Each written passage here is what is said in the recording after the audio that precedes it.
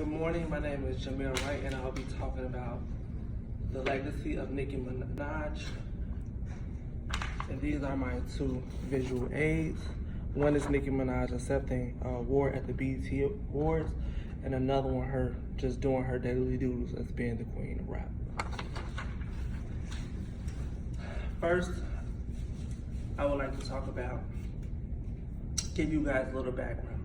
Nicki is one of the most successful female rappers to date. According to Forbes, she has outright majority of the most lyrical males in hip-hop. Her metaphors and punchlines is unmatched to any female rap artist from the past or the present. She is known to be the queen of rap, and from her latest single, She Didn't Find a Harris. Onika was born December 8th, 1982 in St. James, Trinidad. And at the age of 5, her and her family moved to Queens, New York. I'm going to inform the audience about Nicki Minaj's legacy because the industry tries to undermine her of all that she does for her fans, the community, and the queen of rap. One, I'll be telling you guys about her rise to stardom. 2, I'll be talking about her nominations and award. 3, I'll be talking about Nicki Minaj giving back. Nicki Minaj rise to stardom approximately a decade ago. In 2007, Minaj's manager, Fendi, released a mixtape named Playtime Is Over. She showcased her lyrical talent from the beginning to the end on the specific track she was on, which captivated the ears and eyes of a prominent person in the rap industry by the name of Dwayne Carter, which is better known as Lil Wayne. Lil Wayne admired Nicki Minaj's rap flow and her animated personality. He spoke to Minaj's then manager, Fendi, to set up a business meeting with Minaj. Flew to where Carter was. Then Nicki Minaj flew to where Carter was. And they sat down and spoke about how the business worked and the in and out of the industry. Nicki Minaj went on to complete her second mixtape called Sucker Free, which gained recognition locally. The mixtape enlisted a song by the name of Autobiography that entailed her personal life and the intimate relationship she endured growing up. This song drove people to her because they were able to relate to her in a way. It wasn't until Minaj debated her mixtape Beat Me Up Scotty, which she was now known nationally and maybe even internationally. It was a track that grabbed the attention of so many around town named Itty Bitty Piggy, and Minaj had many metaphors and punchlines that was catchy. For example, one include, when you was in New York, you was pitching to Frankie. I was pitching the bass, I was pitching to Frankie. He's just so cranky, give him a hanky. I'm cold, give him a blankie.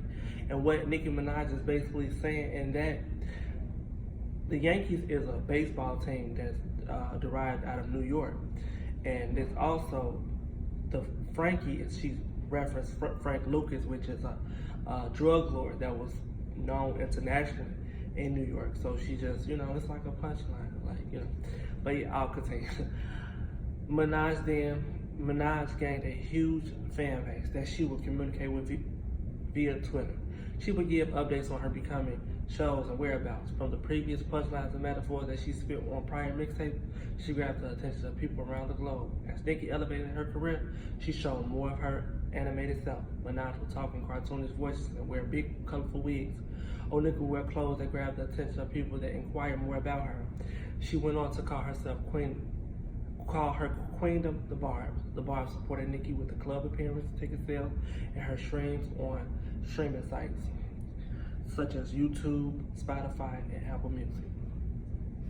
Now I'll be talking about Nicki Minaj awards and nominations. She is the most nominated female rap artist to date. Minaj has received nominations from the Grammys to BETs. Minaj has over 400 nominations and have won over 100 awards worldwide. Minaj won BET Best Hip Hop Artist Award 7 years consecutively, which is one of the reasons she has been crowned the queen of rap. Billboard being a little bit more respected the BET Awards, went on to win Top Rap Album in 2013 for her second album, Peak Friday, Roman Reloaded. Despite Nicki Minaj never winning a Grammy Award, she performed for the Grammys that received great feedback for its well-thought-out choreography and storyline.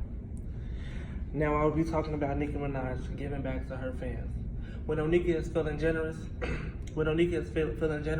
she pays some of her chosen fans that's depending on their grades point average. Her team and her randomly pick people via Twitter that list their GPA, school name, current grades, and tuition amount.